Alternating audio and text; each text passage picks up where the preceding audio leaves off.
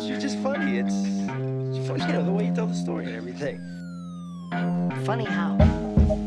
Come here, though. Yeah, he's crazy, see? Who are you? We interrupt this program to bring you a special report. Are you ready?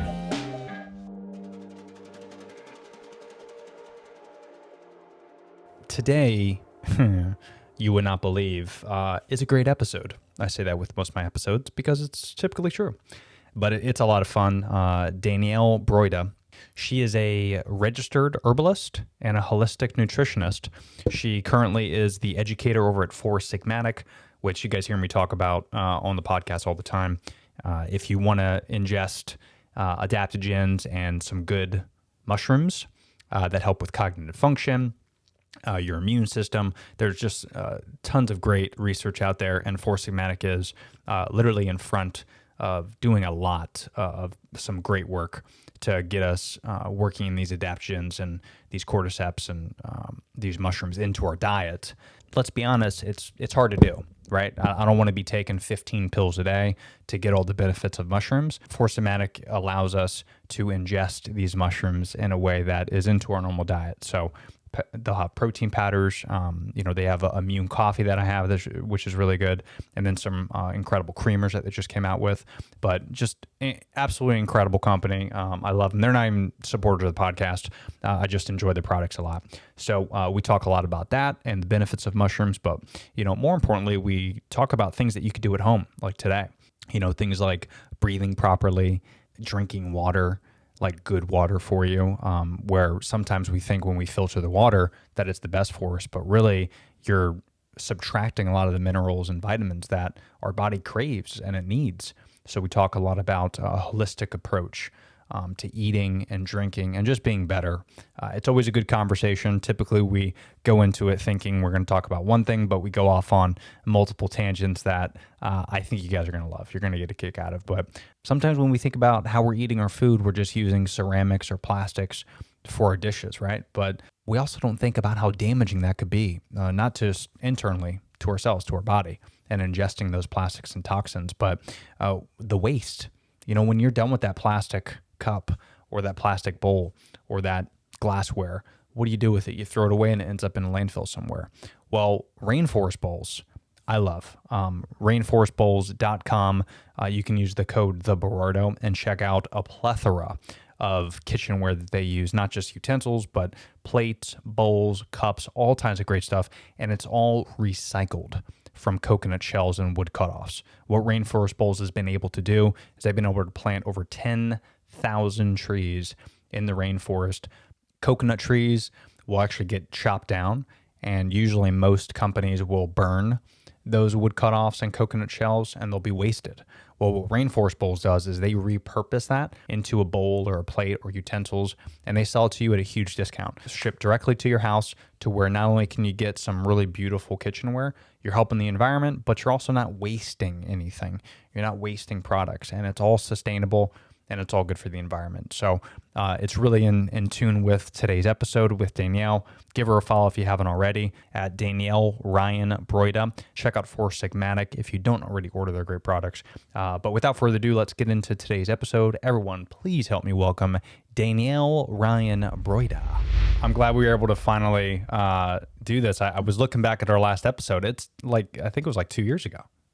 That's insane. Isn't that crazy how things are flying?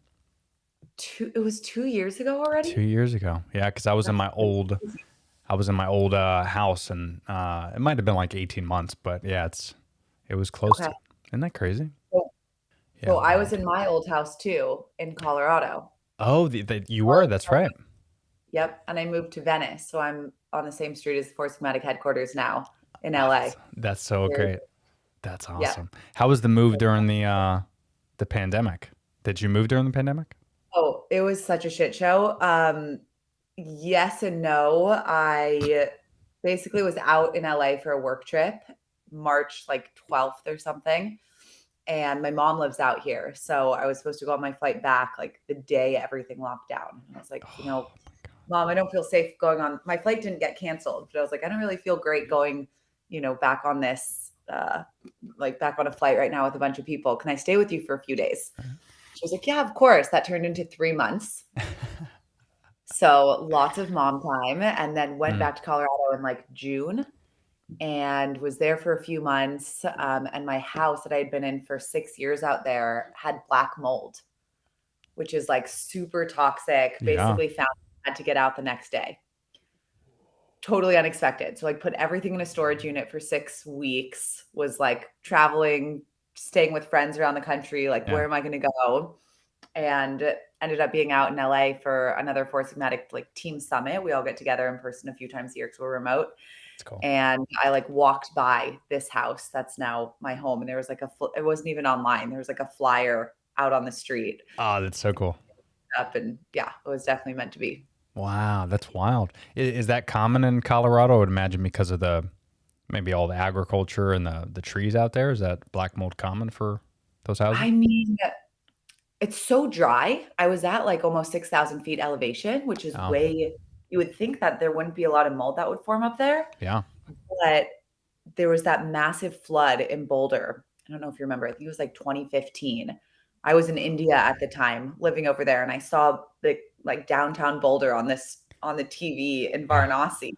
Like it was a huge thing. Yeah. So Maybe lot that of was houses got flooded. Yep. And then never like properly cleaned up. So Yeah, because they're probably not used to that stuff, like water near houses. They don't. Yeah. Right. Like in Florida, I mean, we build our houses now because we're under the assumption the whole state's going to sink. So they prepare everything Oh my God. for water. So, but LA, so was the move pretty much prompted just because of work, or did you always want to go out there? Never wanted to go out here. But yeah, Four Sigmatic is out here. And then I do have a lot of family out here.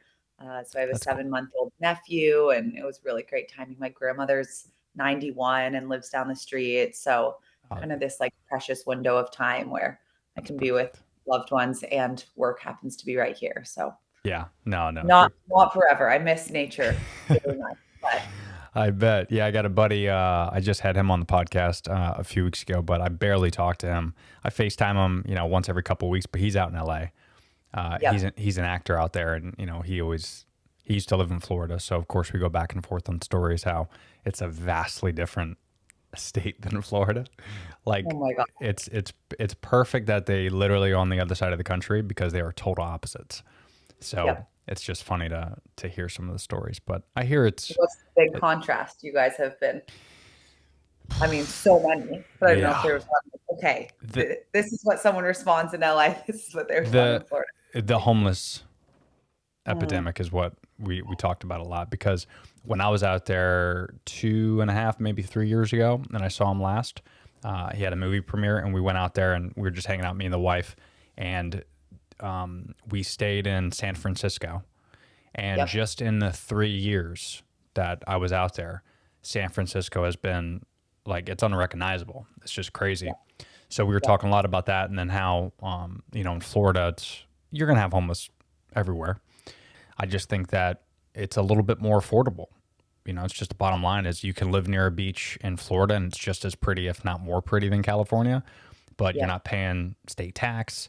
You're not paying these massive bills that you have. And, of course, everything goes back to like gas and just those little expenses, but it's just cheaper to live here, and you're getting a gorgeous view. It's just not fair. It's crazy. You aren't pushed right onto the streets as quickly. Yeah. We're here. It is totally, I mean, I don't know how so many people do it. Right. Like, it is absolutely insane. The price, even being in, I was in Boulder in Colorado, like, middle upper class areas, like definitely a destination. LA is double. Everything is double. Yeah. Like, my rent is like 4x. The gas, the food, it's like 100% more. It's insane. Yeah. And that's what's even more wild is you think, like, I'm the type of person where I don't mind. The government could always tell us tomorrow, all right, we're going to double your taxes. Like, you got to pay taxes. Let's say it's at 7%. We're going to make it 14. And as citizens, we're just going to be like, all right, we got to do it. Right. So I'm okay with that if I can get some type of spreadsheet where my taxes are going. That would be interesting. You know, because if you think about it, you know, when you buy a house, your disclosure docs, your deed, like all that stuff, the commission is here. These are the fees. These are the taxes. You know, some of this is going to schooling. Like we get detailed docs like that when you buy a house. But when we pay taxes, thousands of dollars a year, we don't get any. We have no idea. Right. So in California, you would think when you see it on paper, and same thing with New York, I got a couple friends up there, when you're paying so much for taxes, you're like, oh, so they must have like the best roads, the best schools, zero homeless. No, it's the opposite. Yeah, none of it. What is going on? Yeah. Right. And the fact that there's so many people out, I mean, I'm guilty of it. Right. It's like, why do we all hear that? Yeah, you're part of the problem, Danielle. Totally. But hey, I'm glad you're in California. Welcome. Yeah, thanks. Nice to see you again. So this is cool because since we last spoke, I went from having a little bit of shrooms in my diet here and there to now I'm doing the probiotic coffee, and then you guys just launched the creamer, which I love. Awesome. I think I'm on my subscription now. I'm doing the vanilla. Great. I think I had the cacao one before. Which also is probiotics. That's so right. You're loading up big on the gut health. Doubling up and not playing around. And then, you know, at night I'll use the cacao mix to kind of calm down. So yeah, it's just the products of, you know, the portfolio obviously has expanded so much, which is awesome. Thanks. You're a full shroom routine now. I love it. I know. Yeah, it's great. And what do you think just internally, what is prompt to kind of get into these different categories? Is it just because it's easier to, lack of a better word, it's just sexier, right? Is it sexier to have creamer versus, you know, taking a shroom to the face? Like I love the mushroom mix personally, like the extract. That's my favorite. Yeah, but same. But it's an acquired taste. Like I gave it to my buddy. He's like, ugh. But then I gave him the creamer and he's like, oh, this is great. And I'm like, yeah, dude, but it's better to get, you know, do you want it to taste really good or do you want it to do its job? So yeah. And ideally, we can do both, right? We've always had to choose between one or the other. Let me take something that tastes good and that's really bad for me, or that tastes shitty, but my body probably needs it. And so we're really trying to bridge that gap. And a couple other things are we've kind of saturated a lot of the early adopters, like these trendsetters who are really excited about the movement and adaptogens and mushrooms and I'll try anything. And in order to both grow and get to more people that really need these medicines, allies, ingredients, adaptogens that don't necessarily know they exist, or that it's too big of a barrier to entry with the straight up, you know, 10 mushroom blend or even that like bitter chaga elixir, they need to be met where they're at. And so elevating, you know, these things that they're probably already doing, like adding creamer to their coffee, drinking coffee, taking protein, it's a really easy, it's not, I feel a little bit sneaky sometimes. I'm like, almost like we're sneaking this into your routine so you don't have to think about it. So you don't have to feel like you're making some big sacrifice or bigger decision. You're just really taking one step to have a little better for you creamer or a little better for you coffee. And then when people start to do that every day and feel the benefits, it's so much easier to keep going, right? You have that momentum. That's right. So that's like some of the ideas. The sustainability aspect is really exciting for me too. Like we're really focusing on only bulk options now, which was a big shift of the pandemic. So we haven't launched anything in single serving on the go. It's like ground coffee. We just launched a whole bean coffee, all proteins in canisters, creamers, and like lots more bulk items like that. Yeah, that's huge. That's sustainable. And obviously it's on brand naturally. So I'm sure it was going to evolve to that anyway.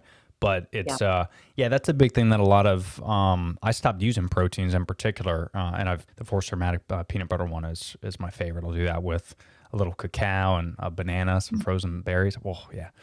It's like a PB&J. Totally. But I've stopped using some protein. What's that? A PB&J full of mushrooms. Full of mushrooms. You can't even tell. Exactly. And I've stopped using some protein that I used to use back in the day. I won't mention them, but I stopped using them because they're massive plastic containers. And, we just got to start thinking to ourselves, you go down GNC or Vitamin Shop and you look at all those containers, just the protein alone. And then you multiply that, how many locations there is and it's a lot of plastic and we just can't afford it right now. So yeah. I love the sustainability aspect of what you guys are doing. Thanks. That's great. Yeah. It's even more interesting too, because I'm realizing now as I'm doing a lot more research, not just on adaptogens and mushrooms, but just everything as a whole. I'm trying to condense as much as I possibly can and getting the nutrients I want. Like I used to do, again, same thing with a bunch of bottles. I had 16 different bottles, one's vitamin C and one's zinc and magnesium. And, I'm shoving these 20 something pills down my gullet. And if people are doing it out there, it's like, yeah, you're getting what you need. But if you could find something like a Four Sigmatic that you can get the nutrients or the adaptogens or, that the benefits of having mushrooms, but you're just implementing into your normal routine, it doesn't seem like work, which is interesting. Yeah. And there's a couple, my philosophy is always, if we can get it through our food, we do that first. And then depending on what we're still deficient in, then we can lean towards a supplement. But I see this all the time. It's been like private practice too. There's people that are like, I'm taking everything, I must be doing it right, without realizing also the bioavailability when we get it through food is so different than when we get it through a supplement, or a pill. Also what we're taking it with. So there's either synergy that happens, or there's, certain compounds will oppose each other. So it's like if you're deficient in magnesium, which is the easy example because 75% of us are in these states. So if you're deficient in magnesium, but you're taking a magnesium with calcium, but you have plenty of calcium in your diet, which is so common, you're not actually replenishing your magnesium stores, and so it's not just like, let me take all of them, this whole line of vitamins, but okay, what can I get through my diet? What do I need? What am I still deficient in? And then if need be, that's where, a few supplementations can come in, or even better, add them into a food-based form, which is what we're trying to do. And, even in some cases, like I'm really realizing that with turmeric or turmeric. Yeah. How do you say it? I say turmeric. Turmeric. Okay, me too. But then I was talking with someone else and they go, oh, you mean turmeric? And I go, no, stop. Don't do that. It's turmeric. Okay? Potato. Yeah. So, but I'm realizing that now, where I used to do a pill form, and now there's this cool paste from Vital Sunshines that I take. And I have I think if I'm remembering correctly, it's got pepper, coconut oil, and a couple other spices as well, honey and ginger. So I'll do that in my smoothies, or I'll do it and make some golden milk. Yes. But I find that is like way better at night versus like having a pill. So, and studies show, especially with turmeric in particular, if you heat it, it's going to absorb in the system much better. So there's a lot of supplements that people might be taking out there that you can ingest other ways, and it actually might be more effective versus having a pill. Absolutely. Turmeric's such a good example because it's a food and a spice and an adaptogen and, one of the most powerful functional ingredients. And we have to combine it properly to get the most out of it.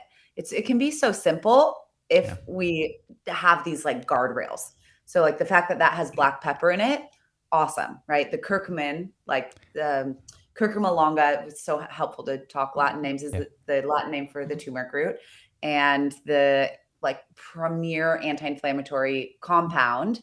Curcuminoids are activated by Pipera nigra, the black pepper, right? So if we put them together, the effect is, it's like 4,000% as strong if we combine them. It's like, so can we use these like small little, they're like little tactics to get the most out of what we're already doing.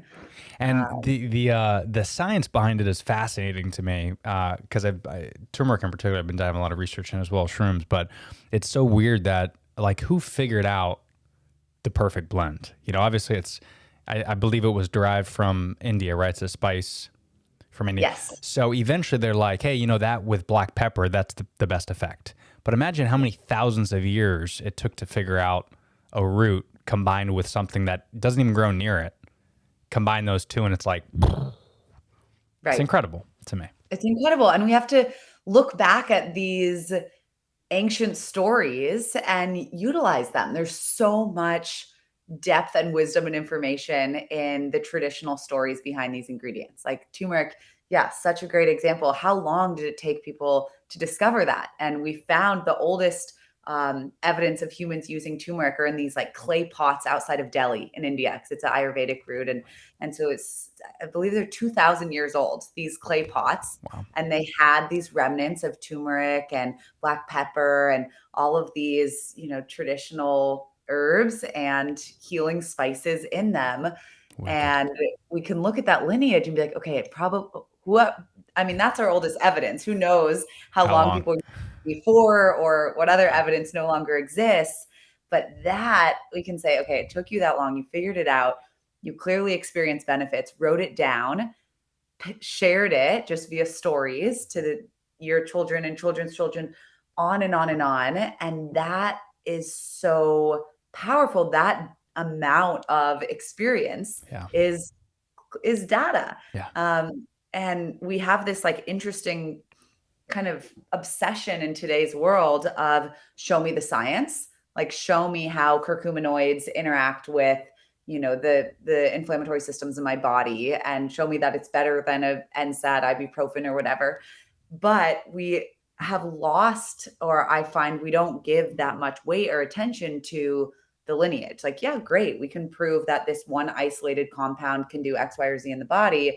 But what about the thousands of years of experience and stories of I took this and this happened to me? Yeah. And so, for some reason we're so we're fascinated more with like, we want to put rats in a cage and test on them.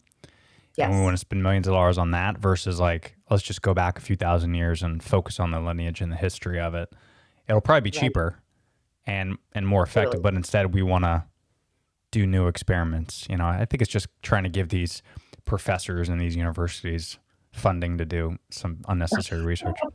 They probably know the real stuff. I think we need both, right? both. Like, okay, we're discovering cool new things through using the rats in the lab. And also, what do we already know? And can we look at that as equal value to the newer research that's going on?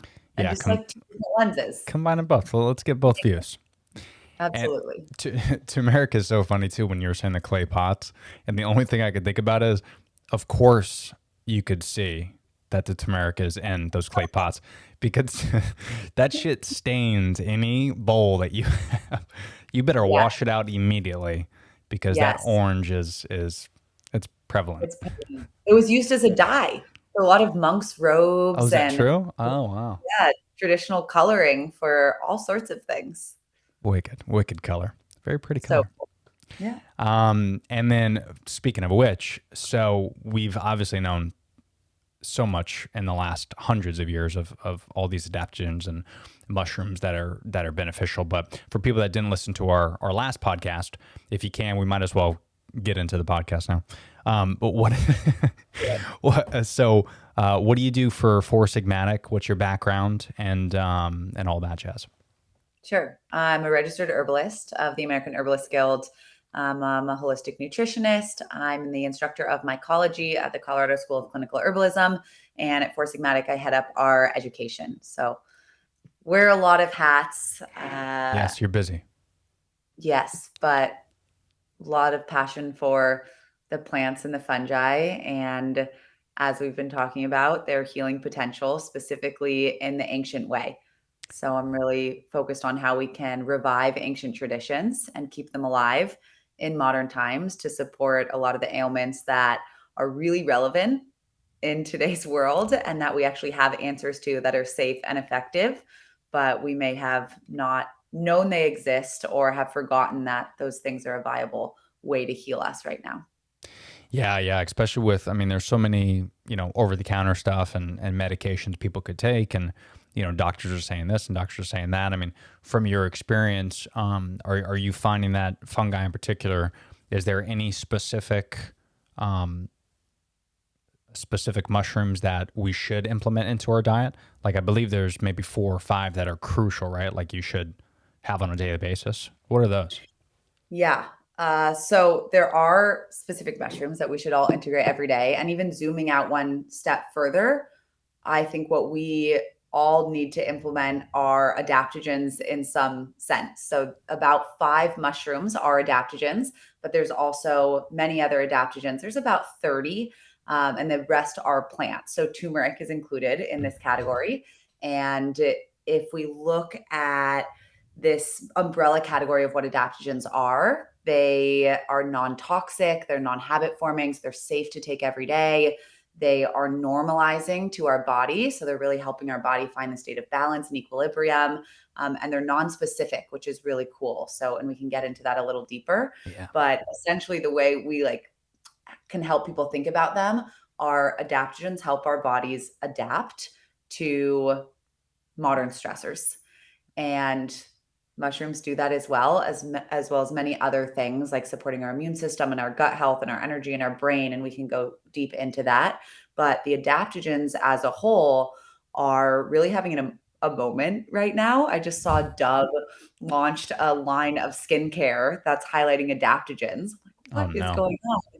But they're so relevant right now because we are so stressed, and it's inevitable. But as a global human race, we have never been this stressed before, and it's taking a serious toll on our health. And I think if we start treating other things before our stress, like whatever secondary symptoms come from this stress, I have headaches, I have insomnia, I have gut issues, whatever it might be, so much of the time it's because of this underlying stress. And if we just treat these other symptoms and not the stress, what we find is the symptoms move and manifest in different ways. And so, yeah, I'm really seeing amazing benefits with people bringing an adaptogen on board. And that could be one of our mushrooms. It could be one of our plant adaptogens, and using that for a couple weeks consistently, and then seeing what still remains in the body. It's almost like if you're in the shower and there's like a foggy window, and you're like, oh, there's so much going on back there. I don't even know where to start. You bring the adaptogen on board, support the body's ability to deal with the stressor. And it's like you're taking a big squeegee and clearing the fog from the window. So you can see, oh, okay, now that the stressor is gone and there's vital energy being moved into these other systems of my body again, what am I still experiencing? And then we can start to look at the body from that place. Yeah. And it's so crazy, what you said with stress, because I don't think a lot of people know, especially when I was diagnosed with Crohn's, I really understood stress. And when we think of stress, you think, okay, it's Monday, you're going through work, you got a little bit of a headache, you don't want to be here, you'd rather be playing on TikTok, and you just don't want to be on work. So you're stressed out. You're starting to get a little anxious, you're a little depressed because you don't want to be at work, whatever. That's not really stress. Stress is actually more hidden than that. And I realized through my chronic disease that a big flare-up of Crohn's is stress. And I would have flare-ups, prior to me eating plant-based, I would have flare-ups and I wasn't stressed. Like, my life was fine. I was not living paycheck to paycheck. I'm married. I got the dog. Like, life is beautiful. Birds are chirping. Sun is shining. I'm fine. And then I get a flare-up. And I go see the doctor and he's like, well, it looks like your body's stressed. I go, no, man, I'm not stressed.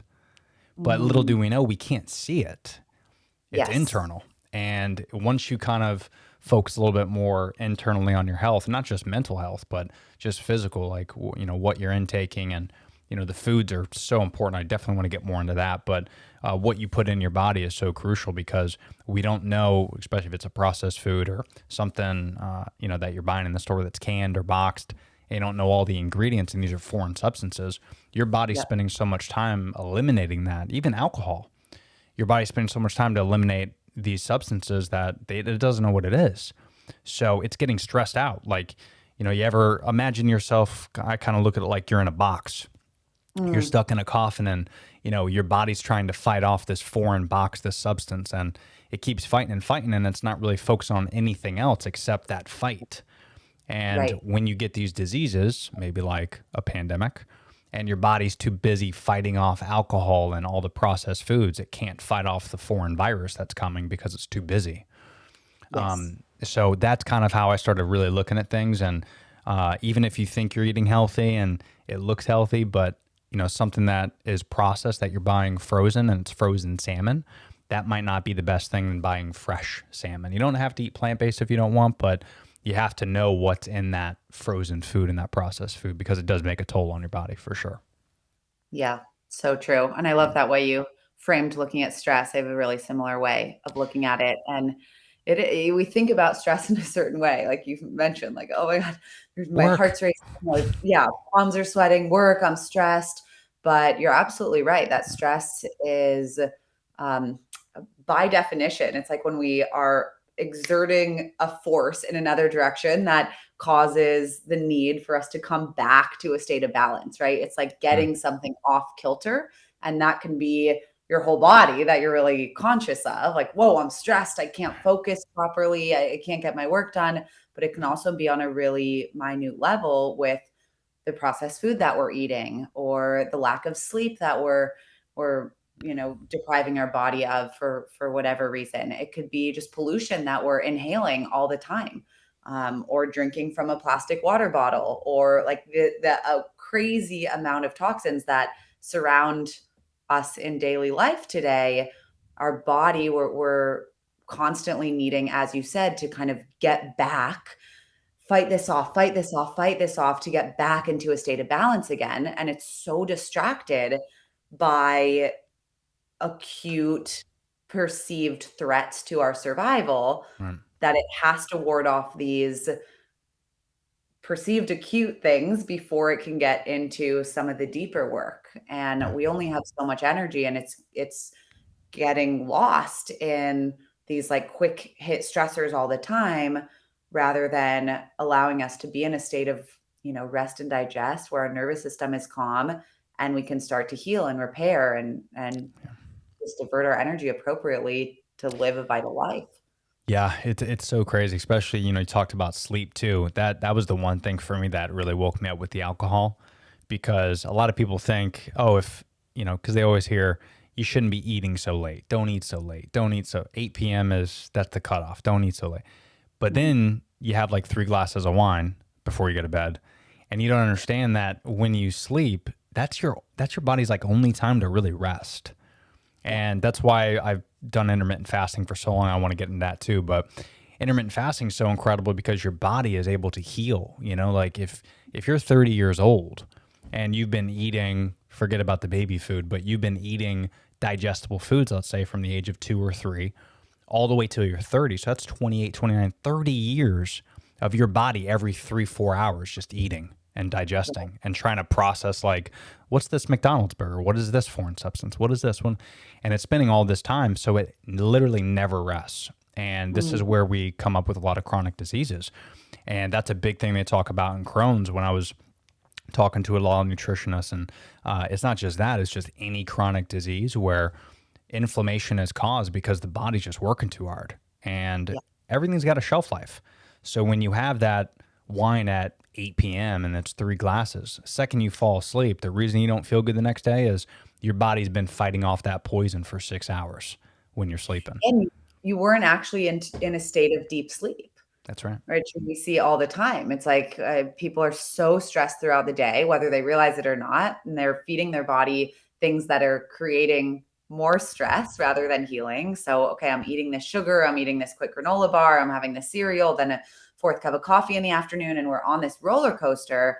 And so by the time you are done with the tasks of the day, you're like, I'm exhausted. I I need something to unwind. And so we turn towards, an easy solution that we know, which is often what you're saying, of some sort of alcohol, often a glass of wine. But our body is not able, we literally don't have the nutrients in us to allow us to relax on a cellular level and fall into a state of deep sleep. We also have alcohol running through our system, which is a ton of sugar. right? The body's dealing with so much. And so we're lying there, but we're kind of in a half asleep, half awake, wired but tired kind of sleep. So then you wake up and you feel groggy because you didn't get that deep sleep. And so you then reach for coffee and more caffeine and something quick to give your body the fuel it needs. And like this cycle just starts over again. And I think in order to really heal, we need to break it. Yeah. And it doesn't have to be that abrupt. Like, yes, maybe eventually people start eating more plant-based and switching to only a whole foods diet and, bringing things like healing practices on board. But I think one of the simplest, most effective ways to help us break the cycle is supporting the stress response in a way that is accessible. And I think that's really through adaptogens right now. And, we talked about, because I want to get into the specific adaptogens from a mushroom standpoint, but you talked about foods and plants. Yes. What do you think, again, if turmeric's one, that's great, but what's a few other best practices that people can implement into their diet or their daily routine?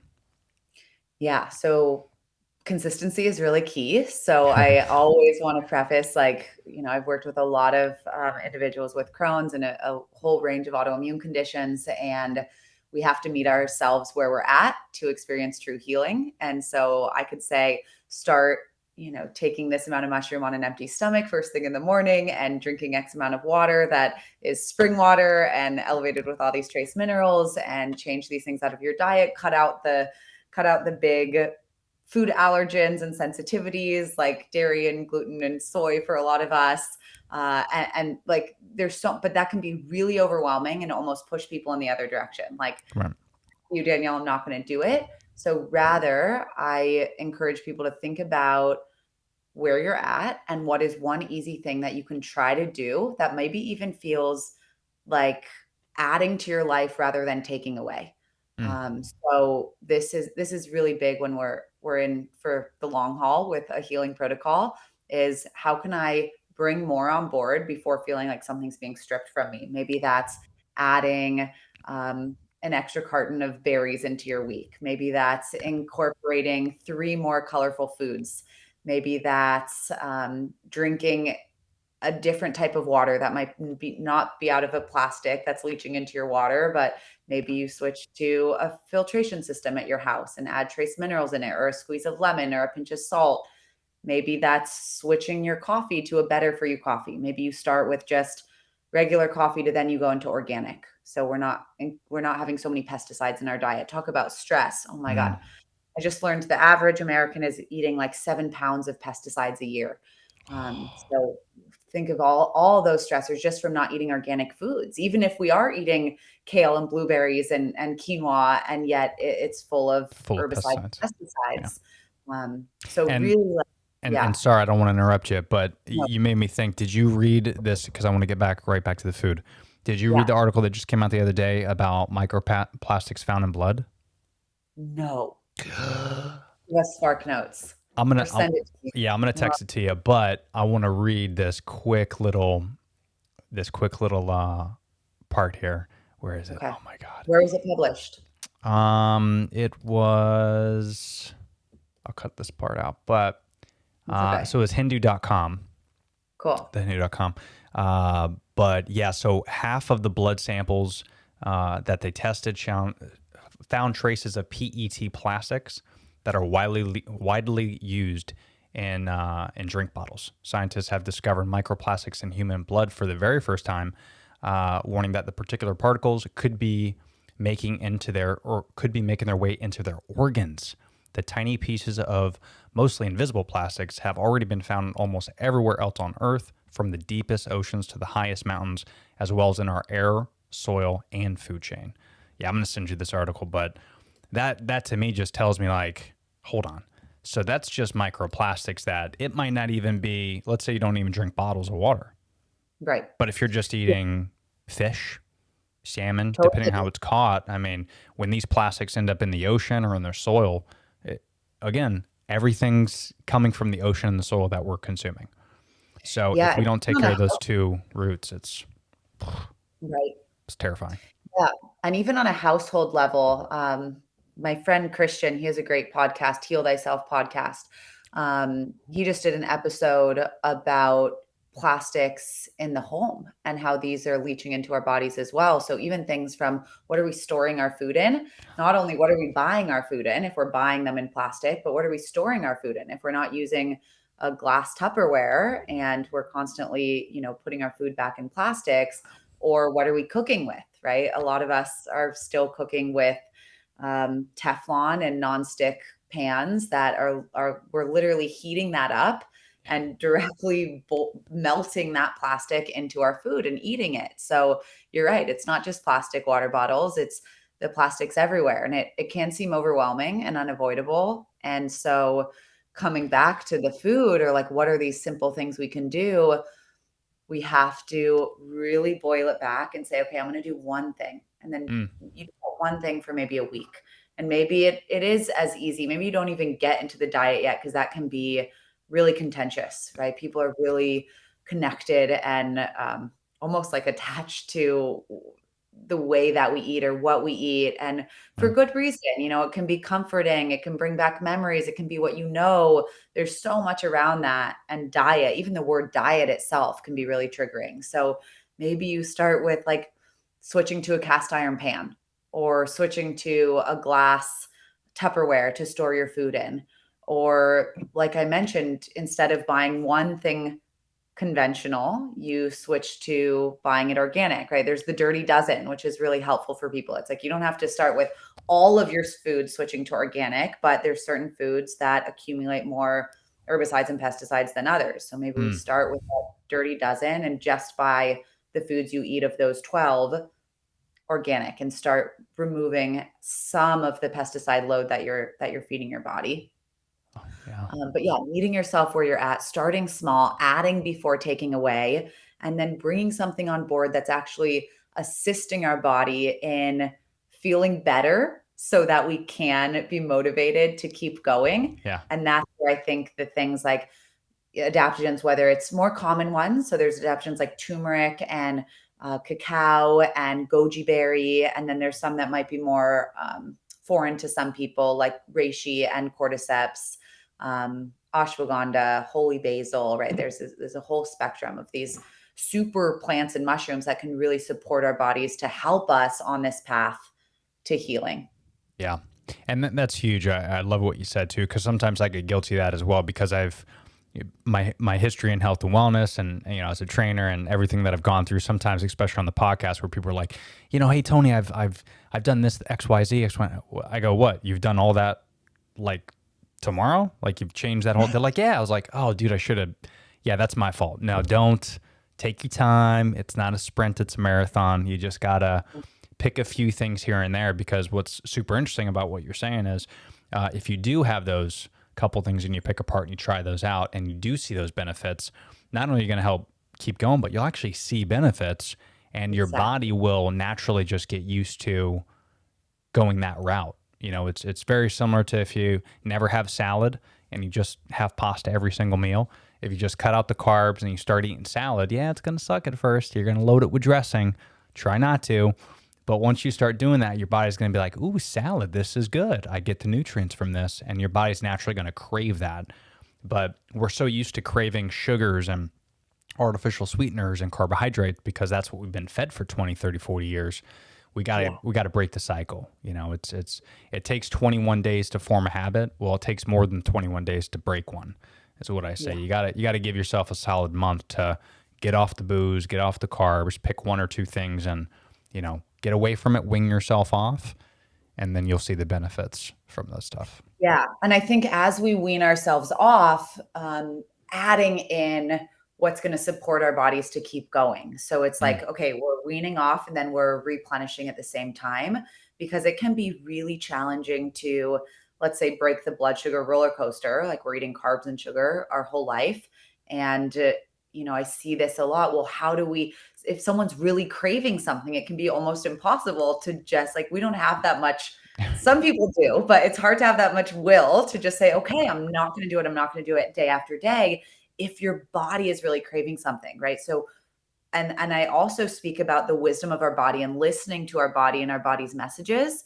And this can be really confusing for some people because a lot of times our bodies are giving us the wrong messages when we're caught in these patterns of imbalance, right? So it's like, okay, they're like, my body's craving sugar. I need sugar. I'm like, no, that's because you had sugar for breakfast and then you crashed and you had sugar again. And that's what your body needs for quick fuel. So it's like, okay, how do we break that cycle? Well, can we support people along that path by saying, okay, if you want to cut out the sugar, an easier way for your body to not crave it and be in this state of desperation or hunger or pain is eat a diet that is a lot higher in fats, right? That's going to help curb the sugar craving. So healthy fats, like eating extra avocado your meal before, or putting some, healthy olive oil on that salad. And maybe your body is deficient. I see this all the time. Like, we have starved ourselves of whole foods that are everything we feed our body is feeding the cells to allow us to function.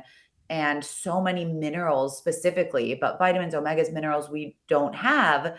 And so our body is reaching for these other things to try to fill us up, and we're not getting it. So it's like, oh, that wasn't it. Let me keep going on a hamster wheel. When it comes to sugars, I'm thinking of chromium, right? Like, chromium is a trace mineral that literally, if we are devoid or deficient in chromium, we will keep craving sugar. And so if you can supplement with chromium, like adding trace minerals in your water, sometimes that sugar craving will go away. And you won't need it as much. And how, aside from filtering your water, how can you add those trace minerals? Is there supplements that you can add in? Do you have a filtration system linked up? How do you typically recommend that? This is such a good question, because when we filter our water, which is often the most affordable way to have clean water long term, what can happen is the end product is called empty water. So where it's no minerals. It's devoid of maybe the range of chemicals that we add into our water to kill necessary microbes and bacteria that could form in our water. But then we filter that out, and now we have this empty water. And what happens is, even if we drink a lot of empty water, if we don't have the minerals for our body to pull that water into our cells and thus into our organs, we're actually not hydrating. So people are like, I'm thirsty all the time, but I'm drinking all this water. This is where we need trace minerals. So a really simple, like, at-home way that anyone can do this is squeezing some organic lemon and a pinch of like high-quality Himalayan salt into their water. Really get the sodium, magnesium, all that. Yeah, some electrolytes. Or there are some great trace minerals. The OG brand that's like really clean it's called Trace Minerals, and it's a blue liquid bottle, and you could just put a few drops into your water. One more trick is, I have the Berkey system at home, which is really a great I've heard of that. Yeah. device. Awesome. Really, really clean. And in the bottom, they're called Myfin stones. This is going to sound like so heady, but they're these stones that have been used in traditional cultures for a long time because they leach important trace minerals out of them and into the water. So I just have, a couple rocks, these Myfin rocks in the bottom. And so once the water filters through, it's being kind of reinvigorated with these trace minerals from the stones. And that's why spring water is packed with minerals, right? Because it's sifting through literally the spring, and it's picking up all these minerals. And it's so interesting when you start thinking about this stuff, and like, it's not rocket science, rock pun intended, but it's not. It's so weird how everything we do and all the research, it always goes back to being connected somehow to the earth. And it's not crazy to think that if you go to a store like a fast food joint and you pick up what they call a burger, that's probably not connected to the earth in any way. Thus, even though it tastes good, it's just not good for you. And we're trying to reinvent these ways of, like creating artificial meats and all that. And again, there's not a lot of studies to back up. Maybe we'll know more in 10 years, the effects long term. But if it's not from the earth, and this water's not from the earth and the food's not, most likely it's probably not good for you, because the minerals that we crave as humans to continue to have great, long, healthy lives, these minerals are derived from the earth, the water, and the soil. So if you're not connected to that in any way and you're not intaking that or drinking that or eating that, most likely you're not going to have a long, healthy life. And Yeah. I think the more we can get connected with that, and it sounds so hippie for me to say as I'm wearing my stupid beanie right now, my vegan shirt. I probably should rethink the sentence, but it is interesting when you do switch to more plant-based. It's not necessarily that you feel better, because of course you do, but when you start having a more perspective on what the plants and what the earth does to you as a human, and depending on what you believe, depending on the evolution of things and how you look at it from that end, is we all are 70% water. Yeah. So when you start deriving yourself of that little thing where people are like, Danielle, Tony, what are you talking about? It's just water, no big deal. I got the pure filter system. I'm sure it's fine. Yeah, but when you're deriving your body of what it's physically made of, 70% of what it's made of, and it's not the proper water that your body's meant to, you're going to have some long-term effects that aren't good. Yeah. And as you're saying that, I'm thinking about what happens like let's go back to this nature example. Like we're connecting everything to the earth. If a riverbed gets dried out, it's like there's water being washed over it, but it's not actually sinking in to the base of the bed and to the rocks and to the water. What's going to happen? It's going to get really hot, right? It's going to be inflamed. It's going to dry out. And we look at the state of our body, and what we're realizing is the foundation to so many chronic illness or autoimmune condition or whatever long-term symptoms people are experiencing is a state of chronic inflammation. And so when we talk about hydration, it is so much deeper than like just stop drinking out of a plastic bottle and make sure you have minerals in your water. It's like on a cellular level, if we are not hydrating, we're drying up. That's hot, that's inflammation. And so many of us, that's why we take turmeric or these things that are anti-inflammatory. What if instead of having to buy this fancy supplement right away, we just, again, like getting back to the basics, we start looking at how we're supporting our body with hydration, right? Like really So true. simple. Yeah. I love that example of, the creek when it gets dried up. And yeah, that's so true, because you don't want, you go into the Sahara, you don't want your body to be what that is, that crackly, dried up, cracked foundation. It doesn't look, you're not, yeah, you're not gonna want to build a house on that foundation. Like you want a nice, smooth, peaceful, so that's fertile ground. Yeah, that's true, and that's the growth of everything. And yeah, it is kind of unbelievable, especially as we're talking about this now. You're in California, which is one of the driest states in the country. Yeah. But I do love what they did. Speaking of creeks and water, so those reservoirs. Have you seen what they're doing with those solar panels? No. So I'll send you this too. So they, I think the project is starting where they're gonna, because all those reservoirs in California, they're all dried up essentially, right? So they're gonna put solar panels over it because it's just empty space. And they're gonna use that to store energy and power. And I think things like that look sexy and it's really interesting. But then we're also like, well, let's talk about the problem. Why is things dried up? Right. Something's going on. I think sometimes we try to do that with our bodies where we think, oh, well, we could do this. And this is a great solution to supplement our problem, as opposed to going to the root of the problem, which is just have cleaner water, right? Yeah. That's the one root of the problem, as opposed to, let me just take a bunch of electrolytes and Gatorade. That'll give me the electrolytes I need to fuel my body. No, bro, just figure out a way, get the root of the problem. That's the key. Yeah. Absolutely. But, because then the problem doesn't go away. It just moves to a different area. Now we're pulling our water from, Nevada, and who knows where we're going to have to pull it from next. And that's such a waste of energy. And when we talk about like, how can we be efficient and productive and these values that I think most of us have, especially in the States, we're like, we know we work hard and we want to value our time and our resources. So we want to be efficient. And can we use that same model as we do for our work and these external things in our life into how can we be efficient with our bodies too, right? And not create not put more and more band-aids on. That's not efficient. We're literally wasting the band-aids. It's like, think of it literally. If you have a cut and you just put a band-aid on every 3 hours versus, oh, let me allow this to air dry and fuel my body with anti-inflammatory compounds and allow this to heal, then you don't need any of those band-aids. Right. So efficient, it is more efficient, but we have to know that we're in it for not even like the long haul, but longer than a quick band-aid fix that we're so used to. That's so key. Yeah, because we always want that quick fix, right? Yeah. We got to get out of the mindset for sure. And Yeah. sorry, I just realized we're close to an hour. Are you good? Yeah, I'm good. Okay. Time goes really quick. I want to be. I know it's like a time warp in here. Yeah. But it's funny when you say the cut analogy too, because it just reminds me. I don't know if you know or if you've been following me on social, but I back in December I got pneumonia. Okay. I went in I had a really bad cough, and of course you have a cough, and the wife looks at me. She's like, "Rona." It's like, all right, let's go see.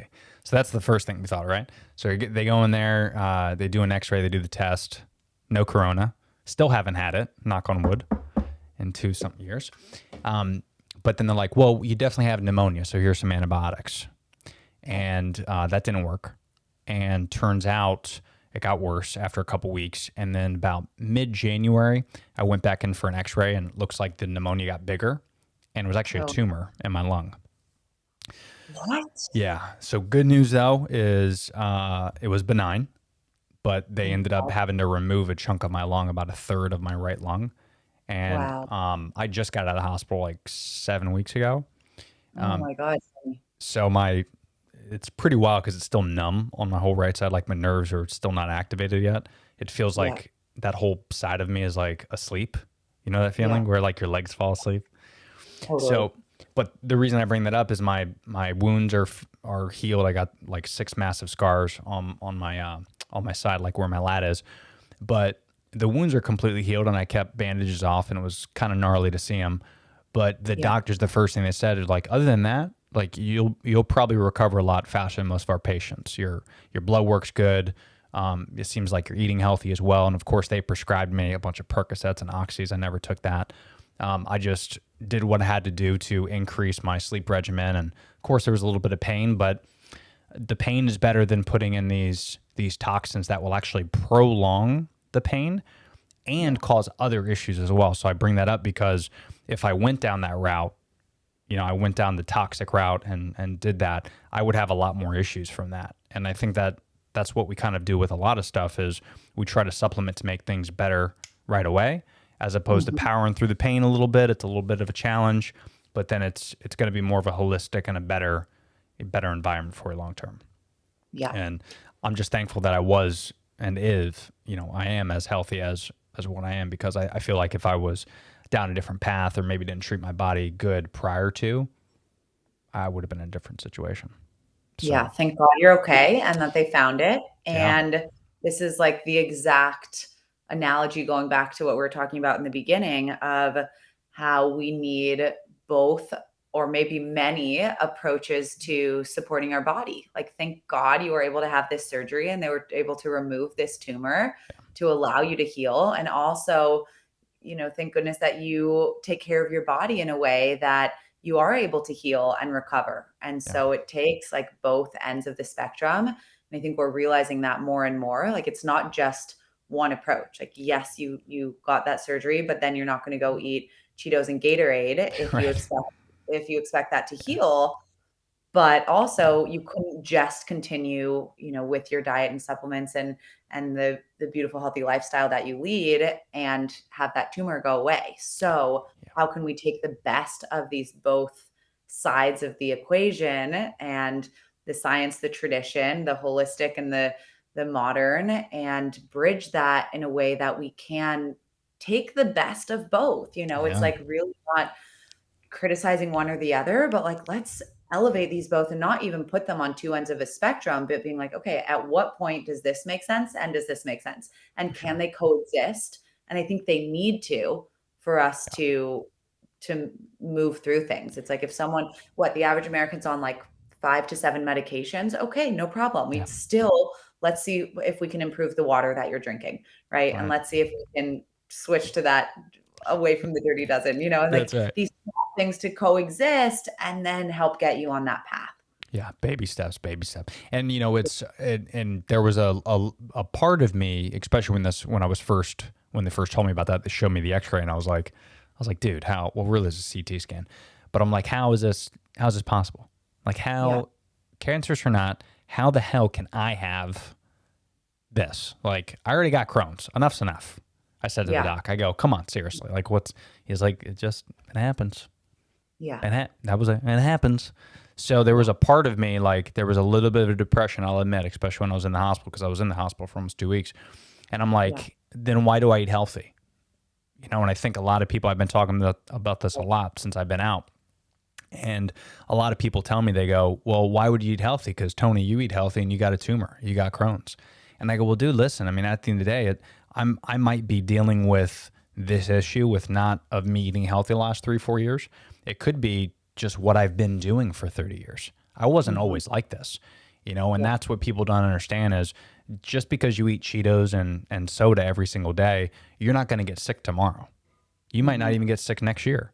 But in 10, 15 years from now, you might have a problem because of what the lifestyle you're living now.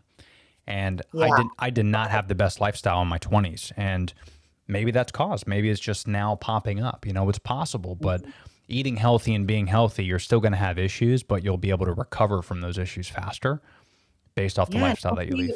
You feel better and you're setting yourself up for success when you're 80 and you're 90 so that you can recover. So yeah, we all, are dealt the cards that we're dealt, and shit will always happen. Like there's always that chance, whether it's external or internal. Like we are living in a world where a lot of things are out of our control, especially when it comes to the way that we feel and what we're exposed to.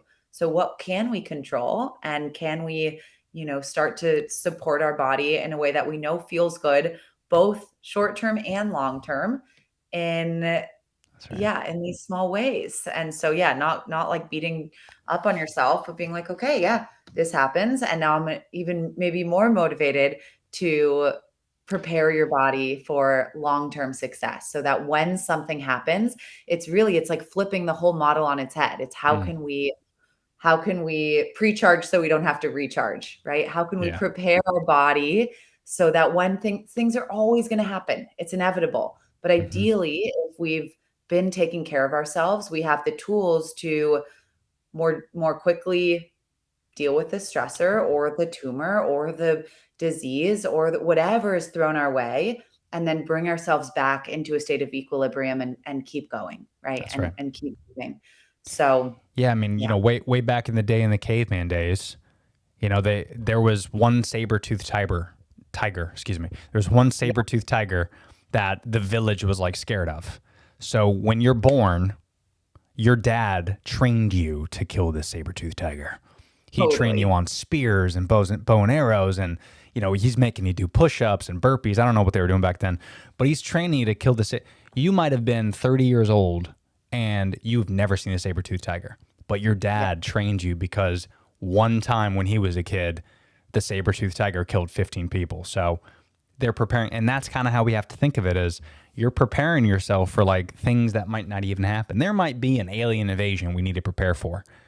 Okay. You need to be able to at least help me lift the couch, right? Like we need to take care of ourselves, and it's getting harder and harder now. I'm finding out. And in particular, like you said, there's a lot of stuff that's out of our control, but you look at some of these tests that even a salmon or chicken or cows, like the meat and the food we're consuming, even some of the veggies we're consuming, I'm not just hating on the carnivores, but some of the stuff that we're consuming, we talked about it earlier, where we don't have the vitamins and minerals that we did 100 years ago in these things.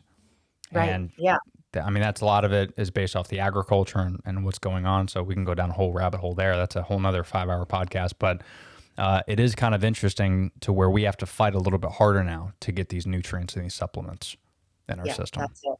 Yeah, it's so fascinating. I talked to my 91-year-old grandma, and she's like, well, I'm going to buy the same strawberries or the same milk. It's the same thing that I've been buying since I was a little girl. And what, she doesn't realize, understandably, is the 40 most common fruits and vegetables are way less nutrient rich than they were even a couple decades ago.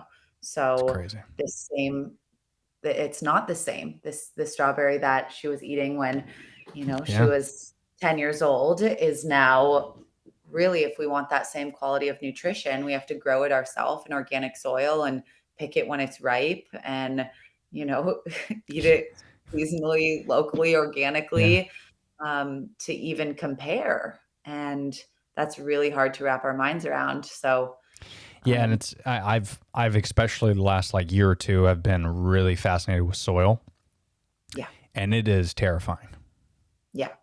It is. Are you familiar with it? Can you educate the listeners a little bit about it, or are you? Oh yeah, big time. My background is in soil health and large Oh, scale industrial composting, and that's how I started really getting passionate about mycology and mycelium in the soil. But really, when we talk about going to the root, like we talk about going to the root of our body to heal, we have to look at the state of our soil, because whether you eat only plants or you eat plants and meat or you eat everything under the sun, when we trace it back to where are the nutrients coming from. We so often praise a plant for having a high amount of minerals or vitamins or whatever it might be, but where that comes from is the health of the soil. And then even beyond that, where the health of the soil is really coming into play is mycorrhizal, which are the symbiotic fungi that 90% of plants depend on for nutrients. And when we look at what we've done to our soil through, I mean, even organic agriculture is not just the answer. We have these large scale monocultures, which means we're growing one crop in a very large field instead of diversifying.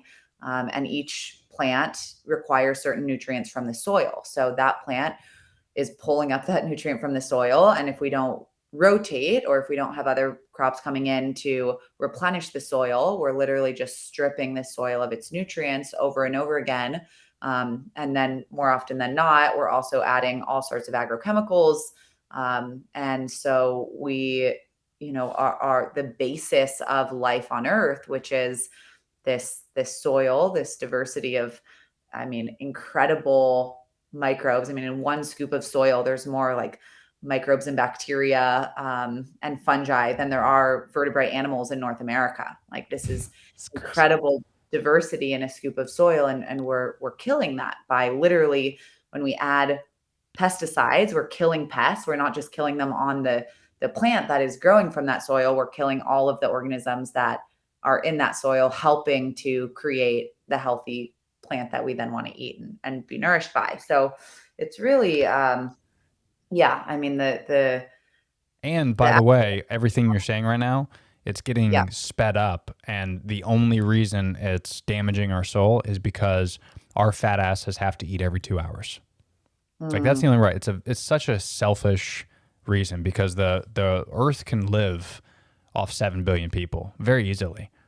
But when you talk about you're having a hamburger in every single meal, or you're having chips, and you're having, potatoes, yeast, corn, like corn, I think corn and wheat are the two that we grow the most, right, in the country, or the soy fastest, is pretty far up there too, but yeah, and soy, corn yeah. and soy, prime So meal. those things right there is literally in everything we eat. And if Yeah. we just cut back, it's all demand, supply and demand. If we just cut back our food just a little bit, and we don't give these companies such a rush, they're trying to make us happy. I mean, I don't hate them for it, because these companies are trying to pump out food as quick as they can because they got to feed us.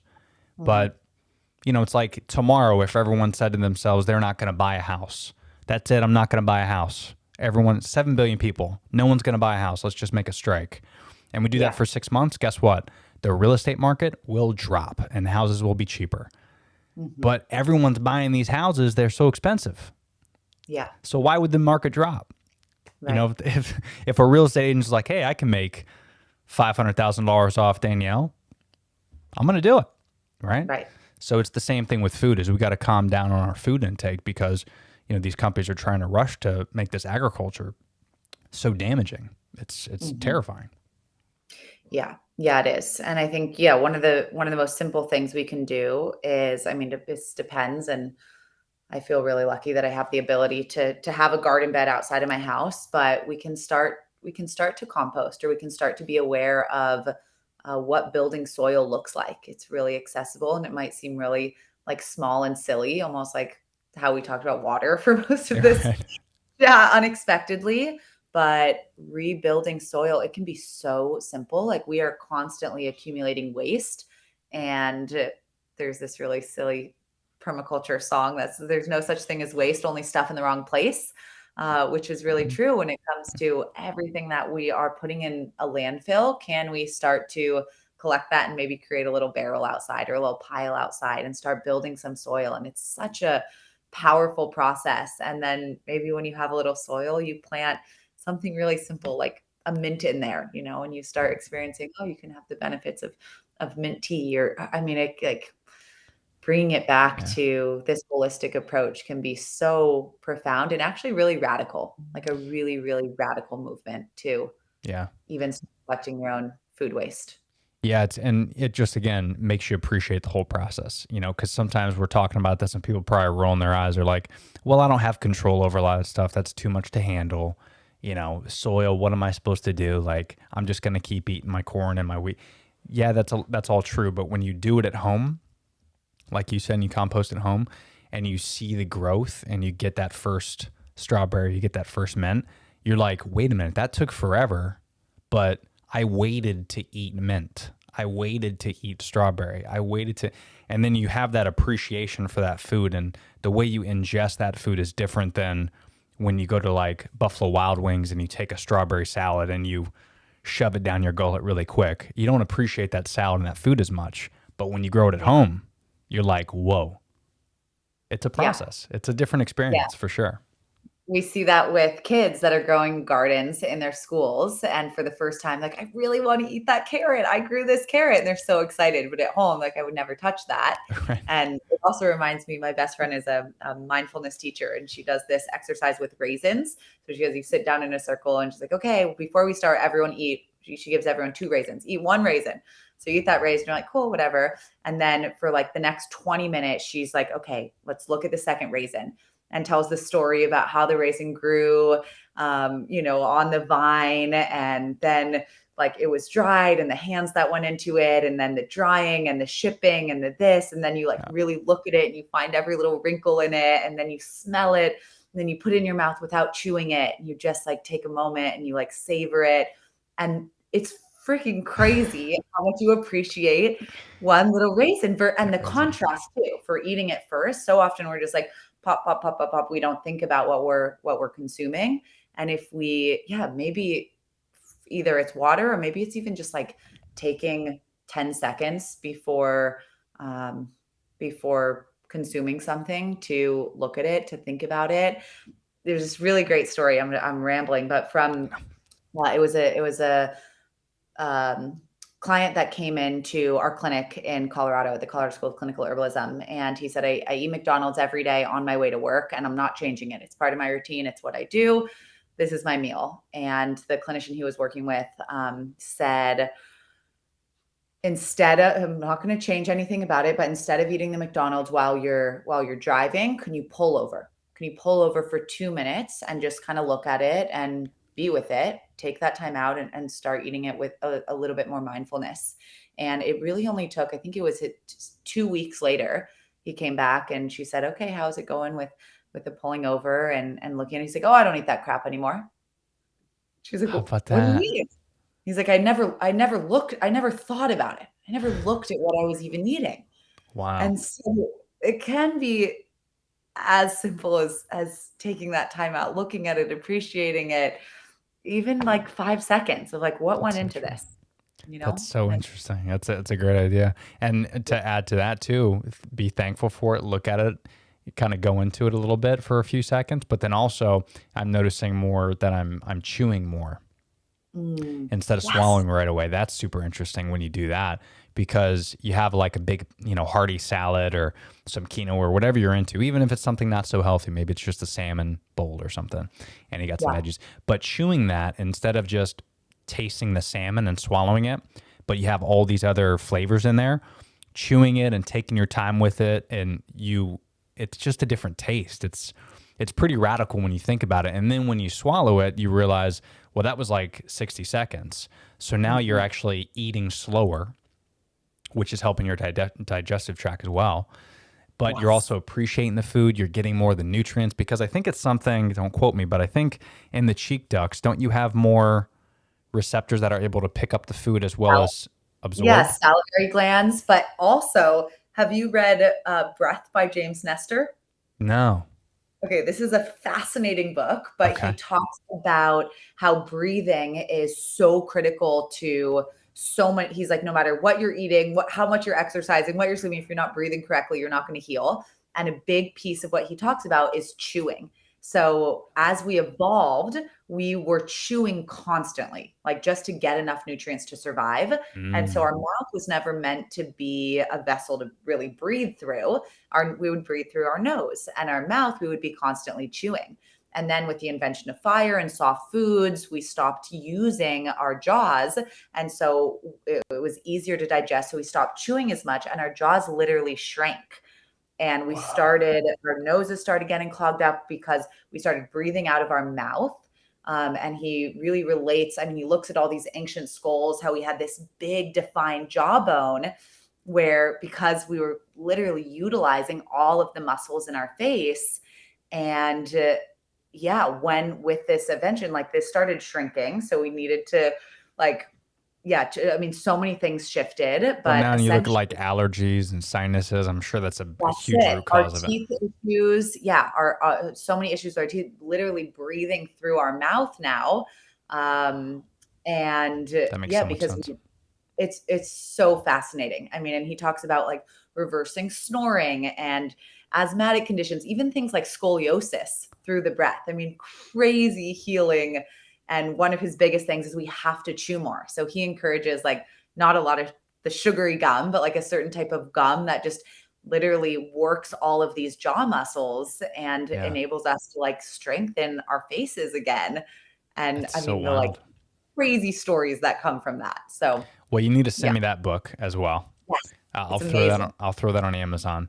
But yeah, that's super great, and it makes a lot of sense too, because Yes. I'm realizing that as well.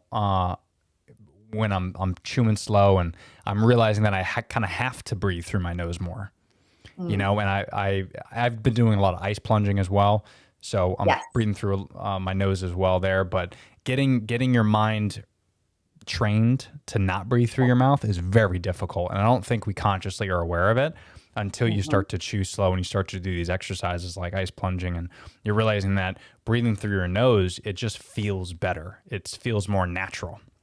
Yes, and there's so much that happens. I mean, it's so simple, but there's all of this filtration that happens when we're breathing through our nose. It's also regulating temperature of the breath. So in like areas that is further north in the planet where it's colder, you mostly see people having like longer noses versus people that live like in moist environments that are hot. They have like flatter, bigger noses, right? Because you don't need that much like filtration or that much time to basically regulate the air before it gets into your system. Yeah. But yeah, there's all this like cleansing that happens before it gets into the air gets into your body versus your mouth. We don't have any of that, right? So we're just like breathing straight in, and it's a completely different utilization of the oxygen of the air. So yeah, Wicked. It's nose like a breathing, drinking mineral rich water, and taking an adaptogen, I think is like the three keys of today. And people tell us what you think after you start those three things. yes,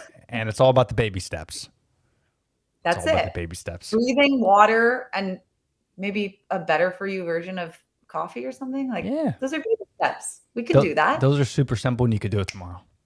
Yes. That's what's Today. great. Today. That's right. Finish this podcast, goes in somewhere. You're going to love it. But Danielle, listen, I've taken a lot of your time. It's always good to talk to you. Me too. We should definitely do this more often. The pandemic, we'll blame it on that. And of course, my Wi-Fi issues. But aside from that, no more excuses.